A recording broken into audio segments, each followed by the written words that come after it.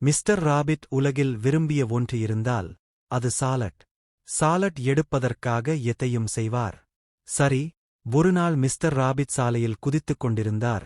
திடீரென்று அவர் கீரை வயலைக் கடந்து செல்வதைக் கவனித்தார். திரு.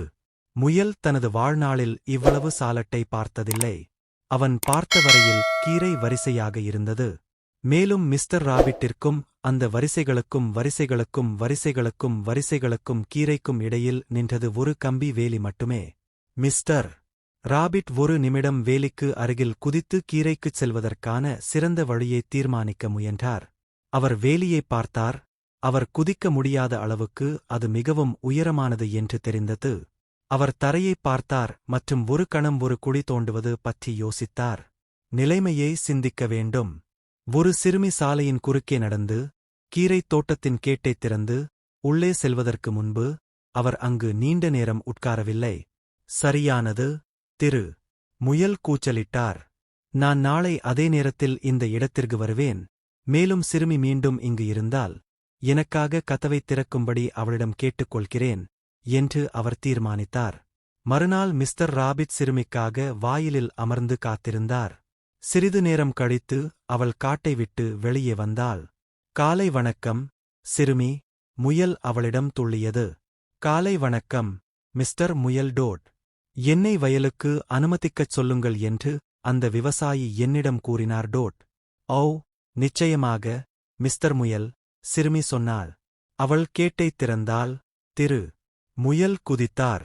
நன்றி, திரு. முயல் பதிலளித்தார். நிச்சயமாக வந்து மதியம் என்னை விடுவிக்கவும் டோட். சரி, மிஸ்டர் முயல் டோட். சரி. மிஸ்டர் ராபிட் வயலின் ஒரு மூலையில் குதித்து சாப்பிட ஆரம்பித்தார். இவ்வளவு சுவையான, காரமான, மிருதுவான, ருசியான, சுவையான, நேர்த்தியான, அமுத்த, நறுமணமுள்ள, சுவையான கீரையை அவன் வாழ்நாள் முழுவதும் ருசித்ததே இல்லை. மேலும் அவர் சாப்பிட்டுவிட்டு இன்னும் கொஞ்சம் சாப்பிட்டார். மதியம் வந்ததும் செல்ல ஆயத்தமானான். அவர் மிகவும் சாப்பிட்டார். வேலியில் குதித்து சிறுமியை வெளியே விடுவதுதான் அவரால் செய்ய முடிந்தது. ஆனால் அடுத்த நாள் அவர் வாயிலுக்கு வெளியே அமர்ந்திருந்தார். அந்த சுவையான, ருசியான, மிருதுவான, ருசியான, சுவையான, நேர்த்தியான, அமுதமான, நறுமணமுள்ள, சுவையான கீரையின் மற்றொரு காலைக்குத் தயாராக இருந்தார். தினமும் காலையில் திரு. முயல் திரும்பி வந்தால் தினமும் காலையில் சிறுமி அவனை உள்ளே அனுமதித்தாள். பல வாரங்களுக்குப் பிறகு விவசாயி தனது கீரை நிறைய காணாமல் போனதை கவனிக்கத் தொடங்கினார். தனக்குத் தெரிந்த அனைவரிடமும் இதைப் பற்றி ஏதாவது தெரியுமா என்று கேட்டார். ஆனால் யாரும் செய்யவில்லை. எனவே ஒரு மரத்தின் பின்னால் ஒளிந்து கொண்டு தனது கீரையை யார் சாப்பிடுகிறார்கள் என்பதை அறிய முடியுமா என்று பார்க்க முடிவு செய்தார். மறுநாள் காலை அவர் அங்கு பிரகாசமாகவும் அதிகாலையிலும் இருந்தார். மேலும் திரு. முயல் வாயிலுக்கு ஏறுவதைக் கண்டார். பின்னர் அவர் தனது சிறிய பெண்காட்டில் இருந்து வெளியே வந்து சாலையைக் கடந்து திரு. முயலை தனது சுவையான, மிருதுவான வயலுக்குள் அனுமதிக்க வாயிலைத் திறந்து பார்த்தார்.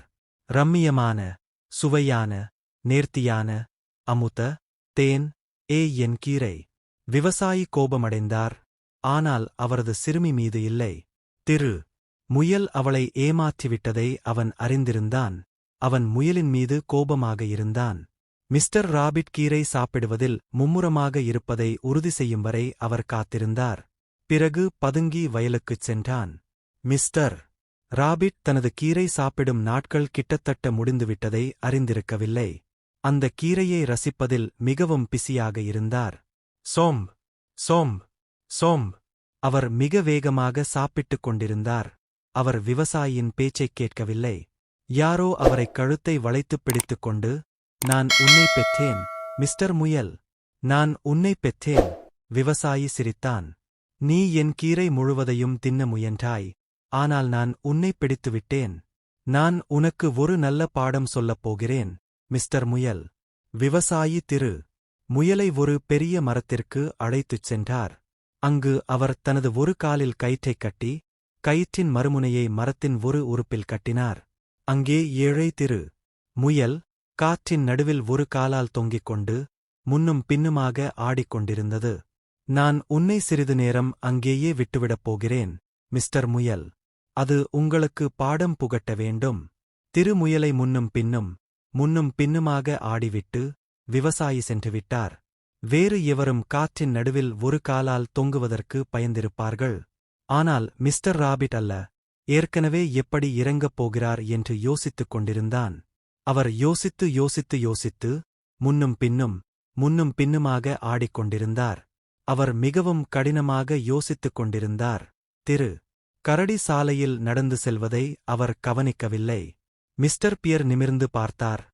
திருமுயல் முன்னும் பின்னுமாக ஆடுவதைக் கண்டார். மிஸ்டர் முயல்.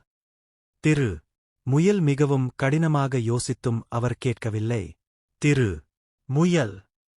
கரடி கத்தியது. ஓ, வணக்கம், மிஸ்டர் பியர்.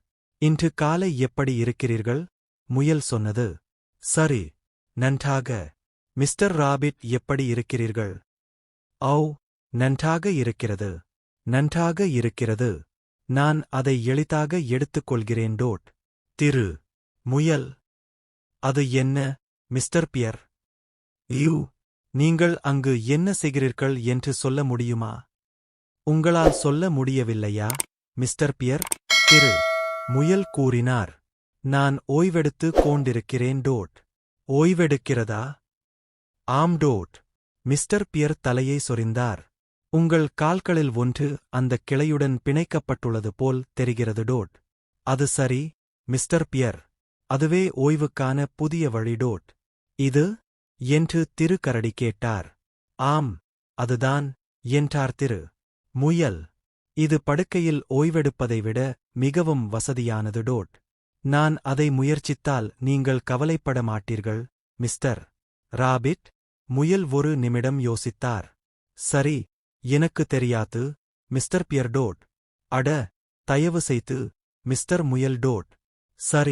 சரி, ஆனால் நீங்கள் அதிக நேரம் ஓய்வெடுக்க மாட்டேன் என்று உறுதியளிக்க வேண்டும், மிஸ்டர் பியர். எனக்கு உன்னை தெரியும். நீங்கள் இங்கே எழுந்து அதை மிகவும் ரசிப்பீர்கள். நான் இனி ஒருபோதும் ஓய்வெடுக்க மாட்டேன். நான் சத்தியம் செய்கிறேன், மிஸ்டர் ராபிட். நான் ஒரு நிமிடம் முயற்சி செய்ய விரும்புகிறேன். சரி, இந்தக் கயிற்றை என் காலில் இருந்து எடு, என்றார். மிஸ்டர் பியர் கையை உயர்த்தி மிஸ்டர் முயலின் காலில் இருந்து கயிற்றை எடுத்தார். மிஸ்டர் ராபிட் தரையில் குதித்தார். பின்னர் அவர் மிஸ்டர் பியர் கயிற்றின் வழியாக தனது காலை வைத்து வளையத்தை இறுக்கமாக இழுக்க உதவினார். இங்கே இருக்கிறீர்கள், மிஸ்டர் பியர். அது நன்றாக இல்லையா? கரடி முன்னும் பின்னுமாக தலைகீழாக ஆடிக்கொண்டிருந்தது. ஆனால் அவர் தலையசைத்தார். அது நிச்சயம், மிஸ்டர் ராபிட். சரி, எனக்கு தண்ணீர் குடிக்க நான் சிற்றோடைக்குச் செல்கிறேன், மிஸ்டர் பியர். சில நிமிடங்களில் வருவேன். சரி, மிஸ்டர் ராபிட். ஆனால் மிஸ்டர் பியர் அன்று மிஸ்டர் ராபிட்டைப் பார்க்கவே இல்லை. அன்று மாலையில் விவசாயி முயல் பாடம் கற்றுக்கொண்டதா என்று பார்க்கத் திரும்பி வந்தபோது கரடி அங்கே தொங்கிக் கொண்டிருப்பதைக் கண்டு ஆச்சரியமும் கோபமும் அடைந்தார். ஆனால் அந்த நேரத்தில் மிஸ்டர் ராபிட் நீண்ட காலமாகிவிட்டது. விவசாயியால் செய்ய முடிந்ததெல்லாம் கரடியை இறக்கிவிட்டு அவர் இன்னொரு முறை முயலைப் பிடிப்பார் என்று நம்புவதுதான்.